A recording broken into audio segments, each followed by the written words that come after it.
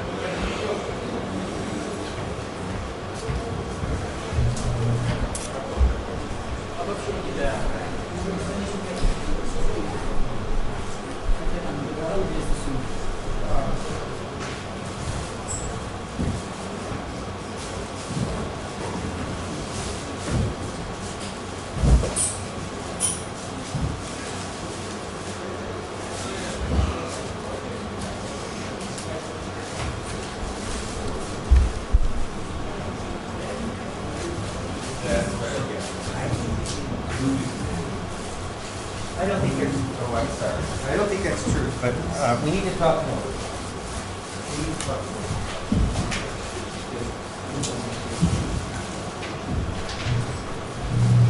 All right. Our next speaker for this morning is Professor Rowell from Texas, and he'll continue his lecture on topological quantum computation. Okay, thank you. So today I'd like to talk about some problems that are motivated by questions in topological quantum computation, but the problems themselves are just questions of studying representations of the grade groups. Okay? And I think there are many here that like grade groups, so it should be something familiar.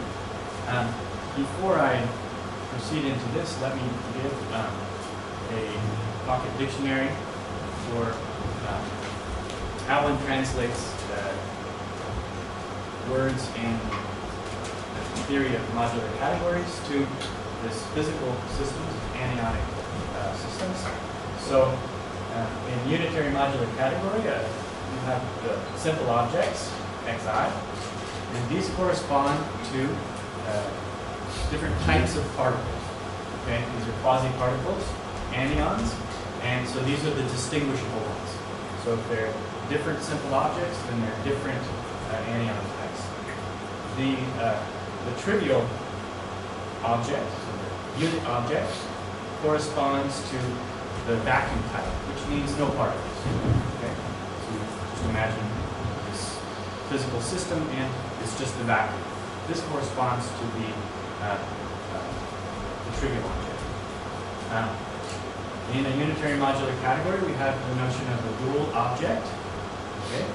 Topology, of course, corresponds to reversing orientation. And so here in the anionic systems, these should be antiparticles. Okay? So every particle has an antiparticle. And what this means is that it's possible, starting from the vacuum, to create a pair of these particles. One is the particle x, and the other particle is particle x dual. So they always come in pairs. The spaces of arrows in the category, which, as I mentioned last time, these are vector spaces, finite dimensional. So COM, x, y. These correspond to a space of states. So this is really where the physics is happening in these state spaces. And so this corresponds to these COM spaces. And we'll see this one later. The braiding in the category, CXY, corresponds to exchanging particles, as you would expect. Okay, just exchanging them, so we're thinking of them as being in a disk, we just exchange them, and if you consider time as the third dimension, then they actually form a braid in space. These are the braid. And then you might wonder why we need a modular category and not just, say, a pre-modular category. Why do we need the S matrix to be have non-zero determinant? Well, it turns out that this is exactly the condition that says that there are measurements that one can do that allow you to distinguish between the distinct anion types. The way you should think of this is, so we have some particles and we can sort of move them around each other and then fuse the top, so put them together again.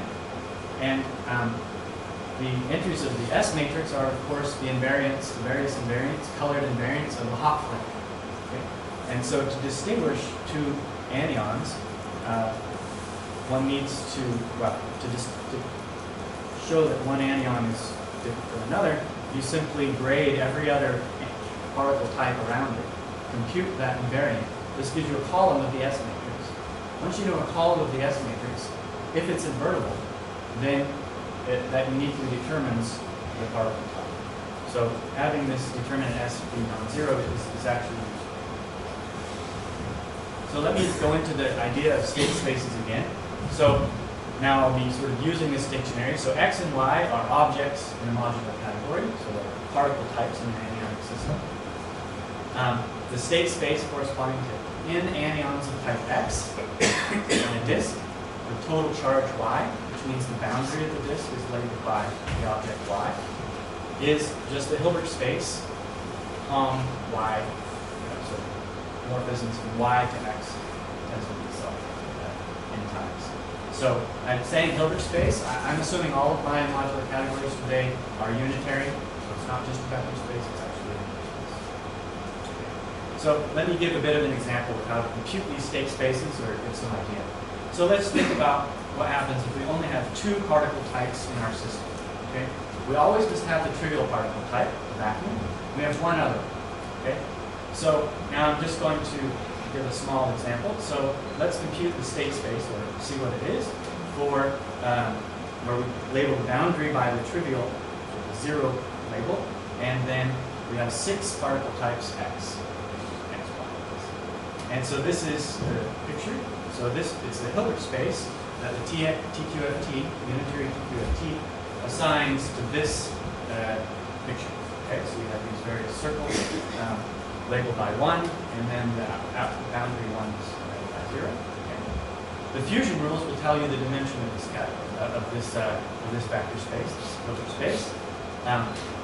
In the case that X1 the tensor with itself, you just get the trivial back.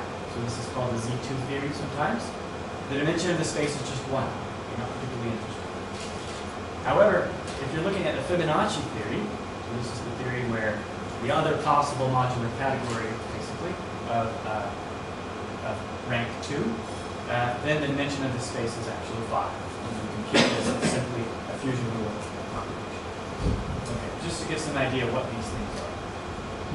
So now I want to go into an important part of quantum information, and that is the question of universality. So this is sort of a meta definition. The idea is a gate set in or just a quantum computational model is called universal if any unitary operator can be approximately achieved. Okay? In other words, in the quantum circuit model, how does this work? So we have a gate set, so it's a collection of unitary operators. And then we construct quantum circuits, which are products of promotions of these UIs. Okay? And if the quantum circuits, so this just look at the group generated by the quantum circuits of size m, and take the closure of this. If you get all of the unitaries, then this is called universal. Actually, you really only need SU. Okay. So essentially what you want is to be able to get every unitary possible up to a phase. Up to a phase doesn't matter, and the phase is what makes it so that SU is the correct. Okay, so this is just another way of stating it. So we look at all of the promotions up to the space D tensor M of these few gates, and we take its closure. This should be all of them. Here's an example of a universal gate set. Okay, it doesn't have to be very big. So we have here this first is a Hadamard gate. This is called a phase gate. This is the famous C0 gate. Take these together, okay, and look at all of their possible promotions to say, well, maybe we should take n to be at least 3. Then in fact they're dense. Okay. So this is in the quantum circuit model what universality is. Now let's think about the topological model. The topological model, the gates are come from the braid. So you fix an object in a modular category. The braid group acts linearly on this space where you take the superposition of all of these state spaces. In other words, a direct sum of all of these Hom spaces. How does it act? Well, first of all, we have this map, phi sub x, which takes the braid group and maps it into the group of automorphisms on X tensor n. Okay, so invertible morphisms, using the grading, of course. Now, the image of the group algebra of the braid group sits inside the space of endomorphisms of this object. And these act in an obvious way. So n of X tensor n acts on this space into that composition. Okay? And so, of course, the braid group acts as well in the same way under this inclusion. Moreover, you can restrict. Okay? So if you have something in the lower space, so one fewer tensor factor of x, you can just send f, an element here, into just tensor with the identity. Then you can compose. Okay? So this says that in fact you have a whole sequence, and there's some diagrams that commute, say that you have representations of these braid groups, and they break up in nice ways. Okay? Basically, it says so we take this representation of the braid group Bn and then restrict it down to Bn minus 1. It decomposes into some multiplicities of sort of the spaces that one would get within minus 1. Okay? By naturality of the gradient. Okay? So we have this nice big system of ways of understanding the restriction of these representations in the braid group down to smaller spaces. Okay, so now let's think about universality. So suppose that we take this big representation of the braid group and we decompose it into irreducible representations. Okay, so we have this direct sum. Okay, so V sub n upper j are irreducible. So for the topological quantum computer to be universal, then the braid group image must be dense as it could be in the right space. In particular, its closure should be dense in the product of all unitaries, special unitaries on all of these spaces. Okay? So that's the idea of universality for topological quantum computers. So here's an important question then. So for which x, so give me an x in some modular category, when is the braid group image even infinite? Okay? It turns out quite often that just being infinite is enough. It's actually essentially generic that once the braid group image is infinite, then it will be dense in the appropriate space. It's unusual to get the closure of the image of the braid group to be some funny, compact Lie group. Typically you get estimate. It's possible to get symplectic and so forth in some cases, but generally infinite is enough. So that's the first question we should ask. And the reason is universality of the model essentially comes down to infinitude of the image of the braid. They're essentially the same. So let me talk about where we might apply these questions. So sources of modular categories. So there are two main ones that people typically look at. The first is from quantum groups. Okay, you take semi-simple subquotients of the representation category of quantum group at a root of unity. Okay, and this corresponds to the Chern-Simons TQFT, very well known. Another one is we take a finite group G. You look at it, the Hopf algebra, which is the double. Its representation category is always a modular category. And this is often, this is associated with the so-called digraphic T-plus, also very famous. So these are sort of the two main sources that people offer. So I'll be discussing these throughout. So we want to detect when the braid group image is infinite. So we might as well do the opposite thing. Detect when is it finite for all n. Okay? So we say x, an object in a modular category, has property f if the braid group image corresponding to that object x for all n is a finite group. So here's a theorem that Jones proved in '86 in one of the very first papers on the subject. So it translates into the following. So we take the fundamental representation of this quantum group, SL2 at alpha roots of unity. Then this has property f, if and only if L.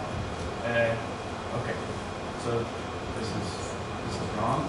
It should be is E. Okay. So this has property if and only if L is 3, 4, 6. Okay, there's only 3 cases. The rest are dense, in fact. Sorry about the typo. So that's the first result in this direction. Another result, which I proved with Eddinghoff and Witherspoon some years ago, is that if you take any object and... So can you tell in a couple of words why finite next to infinite means dense and density? So once you have its infinite, but I'm looking at a unitary representation. So we know its closure is some compact Lie group. Okay. A product of compact Lie groups. So it's a unitary representation, so its closure is such a thing. Okay. So I'm sorry. Yes. Who is R. Eddinghoff? I know B. Eddinghoff. R is the R is the R is the speaker. Sorry. yeah. That's with Yes. Okay. So to say how this works, so basically it comes down to analyzing something called the eigenvalue problem. And so in these cases, you can explicitly write down the eigenvalues of the braiding matrices, so the image of the sigma I, the generators. And in this case, for SL2L, one has exactly 2 eigenvalues. And so you can analyze what the possibilities are. So what kind of Lie group can have such a thing? And it turns out that because the braid group, so if you take a single element, so a single generator of the braid group, look at its conjugacy class, this generates the whole thing. Okay? So the same will be true in the image. And so this gives very nice structure. So you just look at a single element of the braid group, look at its image, the conjugacy class must generate all of the image of this thing. So you take the closure and just analyze what can happen with various values of the eigenvalues. And that's why L equals 3, 4, and 6 turn out to be important. Because in these cases, in fact, the braid group image is, right, so this braid group image is fine. But it seems that if something is infinite, it should be dense. Yes, this is the case, typically, yes. So as I said, this is a typo. Okay. Yeah, and property F means finite. So what we're going to do is we're going to find the things that we wish to exclude. It's a little easier. So and again, for representations of the double of a finite group, take any of these objects, we can prove that they always generate finite group. So we prove this somewhere. Next thing that I want to think about, so I will come back to this. We're not leaving universality forever. So algebraic locality. So I want to discuss something called locality. So an operator is k-local if it is the promotion to the appropriate space of an operator in a smaller tensor power. Okay. So for example, you might think of k equals 2. And so an operator is local if it's a promotion of something that this is just a 2 by 2 matrix. This is what we'll call local. Because then M acts on V sort of only locally, only sort of nearby, for very few tensor factors. So in the quantum circuit model, the gates are always local. Okay, so you start with these things, and well, what are the? So when you have the gates, you sort of promote them to a larger space. They are naturally just local. So locality is pervasive in this quantum circuit model. Topological model, the gates typically are not local. Okay, they are not something. So the images of these generators are not typically of the form of some identities, tensor, something. And what I'm confused. Aren't they? I mean, isn't sigma I local or? So here's the point. V is a vector space, not an object. Okay. So the idea is that we're looking at it as the full space. So the space we're talking about here is actually some big space. So it's local in, so this is why I say algebraically local, not, so certainly if X was an object in a category, then the definition says they are local. So they act locally physically, but algebraically, typically the space is not even a tensor power. So in some ways it doesn't make sense. Okay? So the question is, how do we translate between this quantum circuit model and the topological model with this seeming problem? Okay, the spaces, so quantum circuit model gates should be promotions of matrices, so this local thing, and in the topological model, typically they're smeared across the whole space, and the spaces aren't even out. But there will be a way of understanding a type of locality. So let me give a quick example to show what I mean by this thing not being local. So the input, let's say, is the Fibonacci category, or PSU 2 level 3. There's two labels. So we'll define these Hilbert spaces to be the Hilbert spaces corresponding to the punctured disk with labels 1 inside and the exterior label I. And you can compute, so the reason this is called the Fibonacci theory is that the dimensions of these spaces are Fibonacci numbers. Okay. And so in particular, if you look at the space, the Hilbert space associated with this gray group representation, it's a sum of two Fibonacci numbers is the dimension. And that certainly isn't the power of some, typically is not a power of some fixed integer. So these are definitely not local. So where can we find local representations of the gray group? Well, there's an obvious place, and that is the Yang-Baxter equation. So I'll call it a braided vector space. R comma V is a braided vector space if R satisfies the Yang-Baxter equation. So you always get a sequence of local gray group representations in this way. Okay? So you can find them. And it's in this way. So here, of course, V is a vector space, and so the action of the gray group is simply by this matrix, which is manifestly local. Right? It only does something to the I and the I plus first comma. So there are local representations of the gray group. The question is, how can we connect the gray group representations from an object in the modular category to something like this? So one reason to do this, which is sort of peripheral to this quantum computation, is, of course, if you have a braided vector space and you can enhance it by this method of Turayev, then you can get link invariance. Okay, so maybe there would be some connection. Okay? So this is one good reason to study these things out. So here's a definition of what we mean by localizing. So what we're trying to do is we take this representation of the gray group and we're going to try to jam it into a local representation is the idea, but in a very delicate way. So a localization of a sequence of gray group representations is a single braided vector space and some injective algebra maps that take the image, so we're looking at the algebra generated by the image of this gray group, all of these, and we should have injected maps into these spaces. This is very important that we injected, so that the diagram can use. So what's going on here?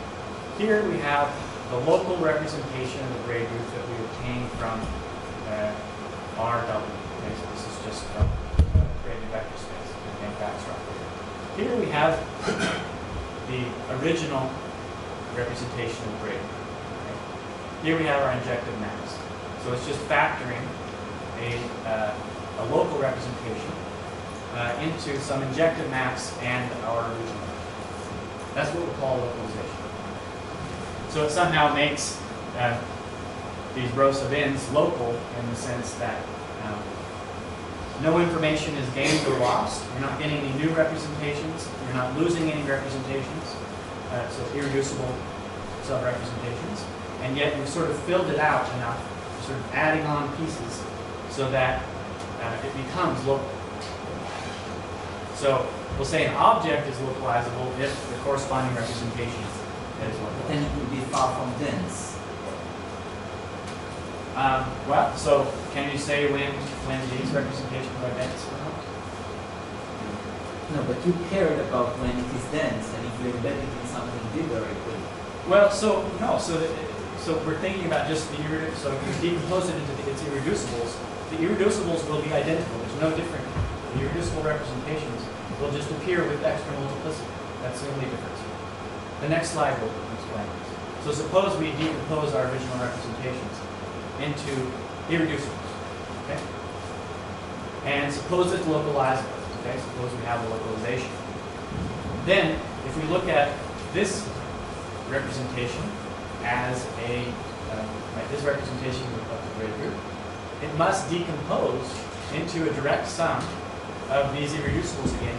With multiplicities, they have to be greater than 0. So, two things. First of all, think about this representation of the grid group. The irreducible sub-representations of the grid group that appear all already appear as sub-representations of Vn. Secondly, none of them disappear. Okay? So you're not losing or gaining any information. You're just adding on extra copies of these irreducibles. That's all you're doing. So you're just taking the ones that you already know, add on a few, and do it in such a way that, well, that these representations are the same. Fill it out. And it has to be uniform, right? So this is just one R, one W. Is the Bannoe representation No. And in fact, so the Bureau representation for me is not a good sequence because sort of one is not contained in another. So it isn't really a sequence, right? Because if you take the Bureau representation on sort of for n plus 1, it doesn't embed nicely into the next one. So it isn't quite fit into this. But the fact is that when it does appear, it doesn't. Maybe some small cases. So the idea, as I said, was to add some redundancy to Vn to make it so-called two-local. Okay. So here's a question that might be of interest. So suppose we do have a localization for some reason.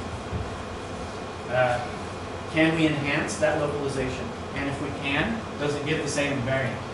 This is, as far as I know, an open question, but I think the answer absolutely should be yes. But anyway, it's something that one might study. Someone else besides me. Okay. It's like, I'm not interested. This is a question. Okay. So I need to discuss one piece of information that comes along with a modular category, and that is the dimension. I discussed it last time, but I'll discuss it a little more. So we have our fusion rules. Okay, X tensor Y decomposes into a bunch of Z's, where these are the appropriate dimensions. The dimension of the category of this object, X, is just the largest eigenvalue of the corresponding matrix that one gets by taking the matrix entry. So X is fixed here, the YZ matrix entry should be the same. Okay, so we have this nice square matrix. It turns out that we can apply the Frobenius theorem. It has a largest eigenvalue, and the largest eigenvalue is real, so we have this thing. So Why is it positive? it is positive, yes. So why? So yeah. So the reason the largest eigenvalue is positive has to do with the fact that if you take the powers of this matrix in, then this is telling you how.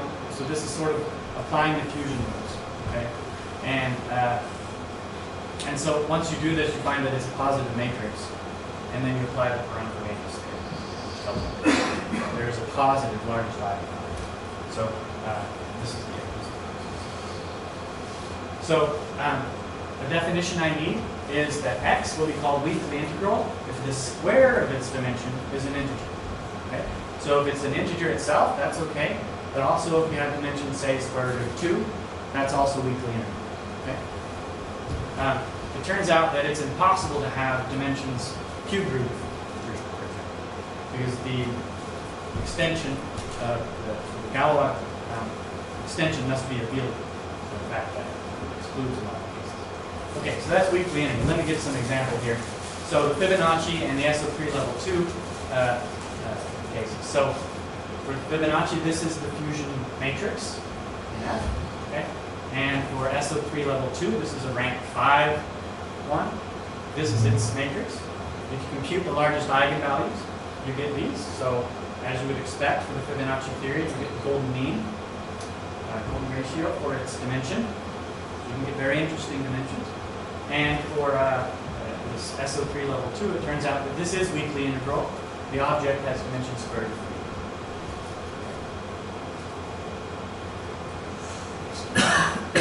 Are we saying that all the eigenvalues of this matrix are in the cyclotomic field or just the largest?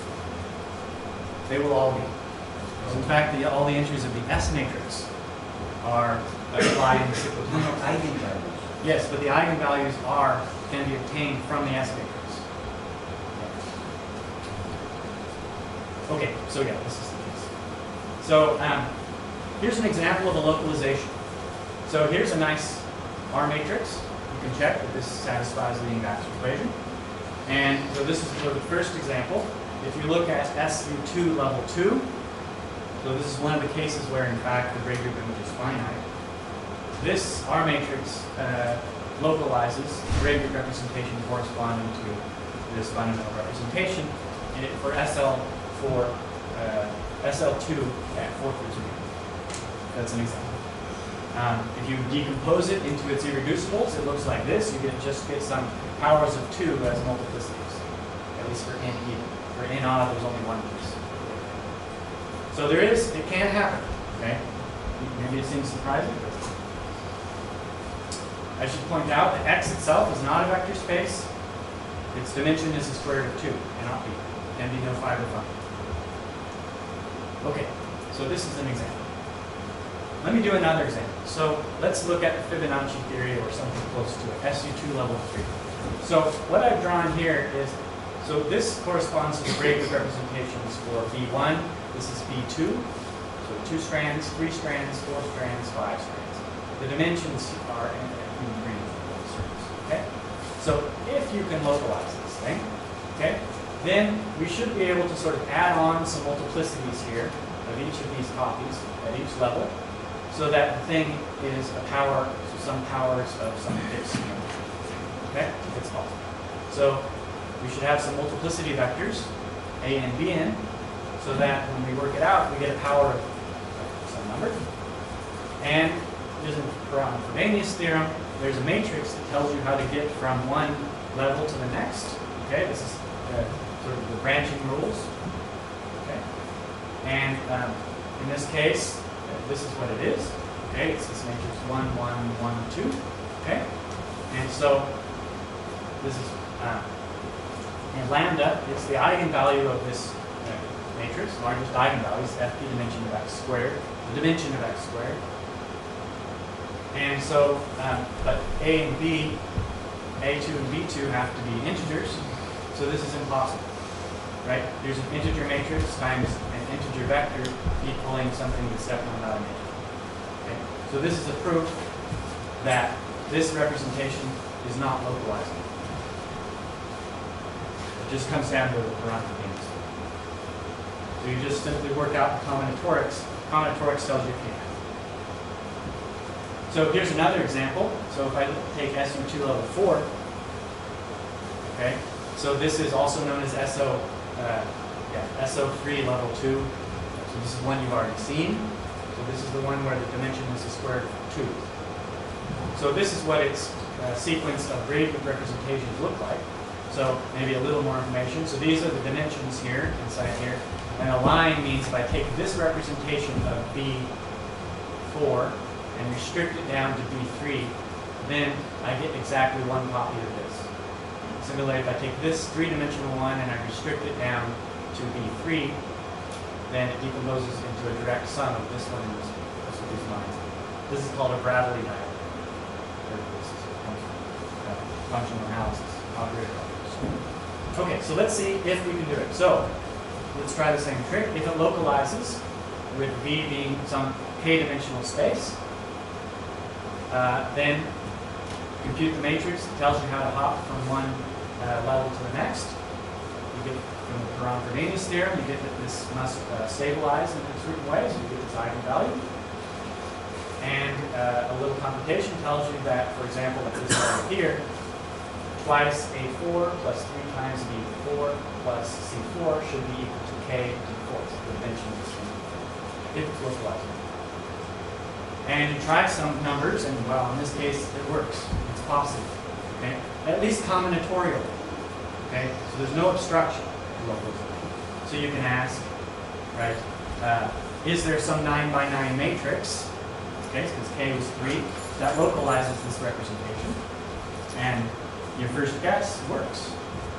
It's this one. So omega here is third root of unity. Okay? And indeed, you can localize. So is this our first guess? Maybe second, but in fact, so it took me a while to make this mistake. But in the end, it turns out to be in a series of representations. So this does indeed localize. So it's possible in this case. So you may see a pattern emerging. So this category that I gave you, this corresponds to this in Jones's theorem, this corresponds to L equals 6. Okay? Go back here, see this 6 here. So this was a case when you had a finite Gray group image, right, in Jones's theorem. Moreover, you can localize. So you might start to suspect that there's some connection. On the other hand, the previous example,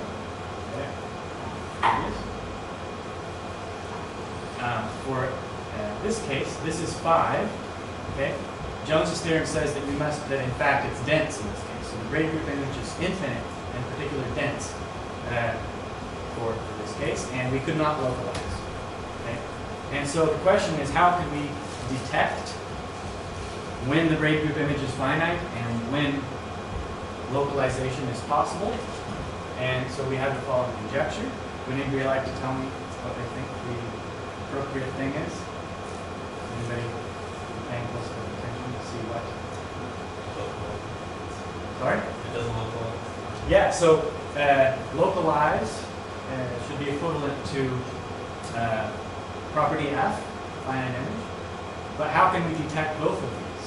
There's one parameter. So integrality. So what we Exactly.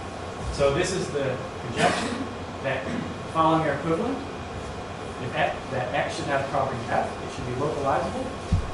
If and only if all of these, weakly integrable. This exactly detects, should exactly detect. So this is the conjecture. Let me give you some evidence. So here's a case study that actually might look vaguely familiar to Shaida's talk in a moment. So SO in level 2 for n odd is weakly integral. The dimensions of the appropriate object is the square root of n. Okay? It's localizable. Okay? So here is a localization, and this is where it looks a bit like what Magnitogorsk was saying. You see here, this is an nth root of unity, and here you have a j squared. So this is what I call the Gaussian representation. U is also maybe slightly familiar. You can kind of see its form. It takes, so you have a basis of v to the c to the n, and u acts by shifting by 1 exactly. And then there's this factor here, j minus i, there's a root of unity. If you take this R matrix, and again it's indices mod n, fortuitous choice of parameter here, so this acts on this space, then this actually gives a localization of these things. Okay, so this is work with Wenzel recently. It has property F. In fact, how to prove property F is to use this localization. Turns out that this is a finite group. Okay, I can tell you roughly what it is. If n is prime, and so capital N is prime, and little n is odd, then it's essentially a finite symplectic group modulo n. Interesting. I should say one more thing. If n is prime, the invariants corresponding to these modular categories are interesting. They simply compute the following. So it's a power, so you square root of n plus or minus to the dimension of the first homology of the coefficients in z n. So n is assumed to be prime here, where ml is the double cyclic cover of S3 branch delta. So this is classical. Okay. So the invariant associated with this modular category is in some sense classical. So maybe that's another aspect of this conjecture. Is that, but I don't know how to formulate. Classical maybe is not a formal thing to say. But, this is for n prime. Yes. But not much. Yeah, the n prime. N prime. No, the order of the root here is exactly n.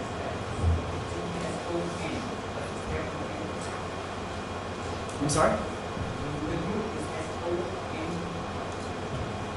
So yeah, so this is this is SON level 2. Yeah, so this is exactly SON. So for example, n could be, if n is 3, it's the example we've already sort of looked at. So it's we have this order of 3, and this corresponds to actually 6th roots of unity, but up here, but then there's some power that shows up here. So yeah. I don't know if I answered your question. Okay, so this is a case study that tells us that maybe this conjecture is valid. Here's more evidence. If you start with an object in the representation category, the double of a finite group, then it's weakly integral, in fact integral, in the sense that the objects here are actually vector spaces, so they must have integral dimensions. They're localizable in sort of an obvious way. You just simply take the R matrix associated with this this Hopf algebra, and they have property F by the theorem I proved with Eddinghoff and Witherspoon. The invariants in this case are sort of count homomorphisms from the fundamental group of the complement of the link to your fixed group. Okay, this is also classical. Okay, in a certain sense, we can agree that this is a classical invariant, not quantum. Okay? So in some sense, it's quantum invariance, but the quantum invariant reduces down to something classical. Question? Classes of homomorphisms or Let's see. I think it's up to conjugation. Yeah. Okay. I can now state that the conjecture is true for all quantum groups. The very last case, in fact, that I hadn't proved was the one that I just finished with Hans Wenzel. Okay. So SON level 2, in fact, for any n, is weakly integral. We now have a proof that it's localizable and has finite grade group image. This was the last cases. Everything else has infinite image. Okay. Every other object, well. So let me just say the conjecture is true for every object in any category coming from quantum groups. So that's pretty good evidence, I think. Let me give a smaller problem that this property of conjecture suggests. Okay, so we saw there's a connection between finite grade group image and this localizability. Well, it suggests the following: if I have a unitary solution to the Yang-Baxter equation that's finite order, okay, it turns out that if you have a localization of a representation coming from a modular category, the order of R must be finite. Okay? And, of course, a solution to the Yang-Baxter equation. Then, if you look at the Ray group representation, it has finite image. So this is a very basic matrix problem. Give me a unitary finite order solution to the Yang-Baxter equation. That's already a challenge. Okay? But there are some. Look at the Bray group image. So look at the representation of the Bray group that it generates. I claim that this should always be finite. Okay? And if you start to ask me too many questions about it, I'll say finite modulo the center. Okay? There might be some issue with the center, but essentially finite. So with Galindo, recently we proved the following. So there's a certain class of solutions to the Yang-Baxter equation called group type, okay? And they look like this. There's a basis for the vector space, so that if you apply R, all it does is it takes, so GI refers to this index I here. So it applies some matrix here to the second entry and then switches it, okay? This is known as group type, okay? We can prove that not the whole thing, but if this is a group type, then the Bray group image is already virtually abelian, okay? Which means that it has a abelian subgroup, abelian normal subgroup of finite index. Okay? So quite close to being already a finite.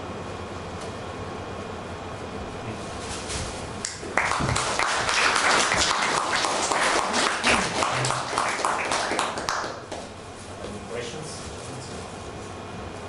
What is the double of a group?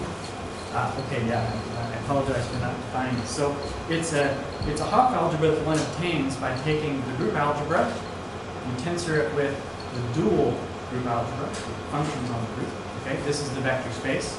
Okay, so it's a finite dimensional thing. And then you can define, you can turn this into a Hopf algebra. Okay, and in a sort of very clear way. So that's what this is. Okay. It's a bit involved, but it's very well known basically. Questions? Let's speak again. Now there is a coffee break until 12:15 or half an hour.